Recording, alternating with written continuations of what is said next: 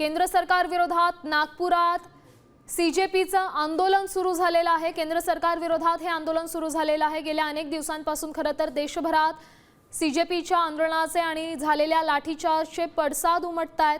पार्टीकडून आज पुन्हा एकदा जे आहे खरं तर दिल्लीतील जे आंदोलन सुरू आहे त्याला समर्थन देण्यासाठी किंवा लाठीचार्ज झाला त्या विरोधात जे आहे निदर्शने केले जात आहे।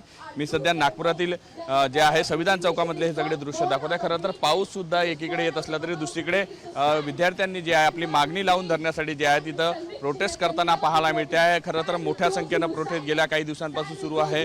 नागपुरातही सातत्यानं जे आहे मोठ्या प्रमाणात जे आहे ते रस्त्यावर युवक उतरलेले आहे आणि ज्या पद्धतीचं जे काही लाठीचार्ज झाला त्याला एक प्रकारे विरोध करण्याचं काम करत आहे। पाऊस आला तरी हे कुठेतरी तरुण मंडळी जी आहे ती रस्त्यावरून हटायला तयार नाही आणि आपल्या मागण्या जे आहे ते लावून धरण्यासाठी या ठिकाणी आपल्याला दृश्यांमध्ये पाहायला मिळत आहे। खरं तर हातामध्ये फलक आहे, ज्या पद्धतीचा निषेध नोंदवला जात आहे, कारण की राजीनाम्याची मागणी कुठेतरी पूर्ण होत नाही तोपर्यंत हा अशाच पद्धतीने आंदोलन जे आहे ते सुरू राहील अशा पद्धतीची जी मागणी जी आहे ती केली जात आहे। तरुण मंडळी या बोलण्याचा प्रयत्न करू। काय सांगाल तुम्ही आंदोलनात सहभागी झाले? हो, मला इतकं म्हणायचं आहे की जे धर्मेंद्र प्रधान आहे त्यांना आतापर्यंत अकाउंटेबिलिटी घ्यायला पाहिजे होती।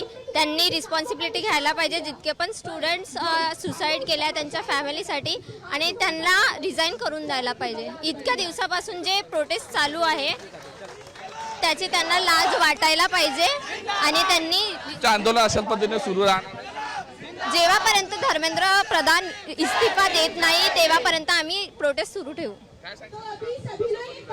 हां, तर मला असं वाटतंय की काय नाव आहे याचं, एज्युकेशन मिनिस्टरनं लवकर रिझाईन दिला पाहिजे। मोदीनं अकाउंटेबिलिटी घेतली पाहिजे। मोदी फक्त आता म्हटलं आहे की एज्युकेशन मिनिस्टरबद्दल त्यानं काहीच आतापर्यंत म्हटलेलं नाही आहे।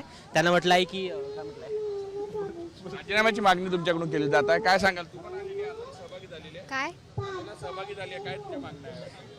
की धर्मेंद्र प्रधाननी रेजिग्नेशन द्यायला पाहिजे, आणखी ज्या लोक इथे नाही आहेत त्यांनी सुद्धा इथे यायला पाहिजे आणि कॉन्ट्रीब्युशन द्यायला पाहिजे। दिल्लीत लाठीचार्ज झाला त्याचा निषेध आहे का? हो, ते खूप चुकीचं झालं, तसं नव्हतं व्हायला पाहिजे। ते फक्त चालत होते, आणखी ते फक्त नारे लावत होते, त्यात काही चुकीचं नव्हतं। ते पीसफुली प्रोटेस्ट करत होते, बट ते नॉन व्हायलेंट, ते पोलीस नॉन व्हायलेंटली सर्व करत होते, बट पोलीसवाले व्हायलेंट झाले त्यांच्यासोबत। खूप चुकीचं झालं ते। पीसफुली आंदोलन सुरू आहे तरी कुठेतरी तुमच्या मागण्या ज्या आहेत त्या तुम्ही लावून धरतात। आंदोलनात सहभागी झाले, पाऊसही येत आहे। हो, मला यायचंच होतं, कारण हे सगळं होतं आहे ते खूप रॉंग आहे खूप।